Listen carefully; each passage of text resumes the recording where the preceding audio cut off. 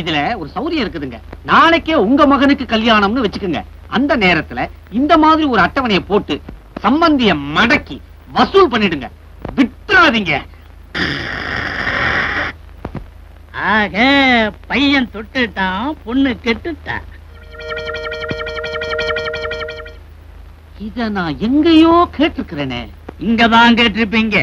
மாட்டிட்டான். கோபாலா, ஏன் சார்? உங்களே இல்ல. அடே, உள்ள போய் அந்த ஃபைல் எடுத்துட்டு வாடா.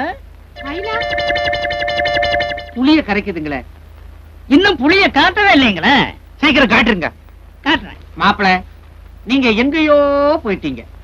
ஆமா, அன்னைக்கு நீங்க தானே சொன்னீங்க புள்ள பெத்தவன் எல்லாத்தையும் சப்ஜாடா பண்ணி வைக்கணும்னு. சப்ஜாடா பண்ணி வச்சிருக்கிறேன். இந்த ஃபைல் 1963 வருஷம் அக்டோபர் மாசம் 25ஆம் தேதி வாங்கினது. கொஞ்சம் இருங்க. ஏங்க, நாங்க அன்னைக்கு வாங்கின வரதட்சணை அப்படியே திருப்பி கேட்க போறீங்களா? அதேதான். சபாஷ், சரியான போட்டி. யோ, இங்க எல்லாம் வஞ்சி கோட்டை வாலிபம் படத்தையா ஓட்டிக்கிட்டு இருக்கிறோம். இது வாழ்க்கை பிரச்சனையா? அன்னைக்கு நீ கேட்டு வாங்கல, அத அவர் கேக்குறாரு. குடு. ஆமா, நான் இத கூட கேட்க மாட்டேன். ஏன் கேக்குறேன்னா, பையன் தொட்டுட்டான், பொண்ணு கெட்டுட்டான். கர்ப்பம் வேற ஆயிட்டா. சாதாரண கர்ப்பம் இல்லையா, கர்ப்பம். இப்ப நாங்க வரதட்சணை கொடுக்க முடியாதுன்னு சொல்லி விட்டுட்ட. அப்பா இல்லாம குழந்தை பிறக்கும், தப்பா பேசுவாங்க. பரவாயில்லையா? முழிக்கிறீங்களா? முழிங்க.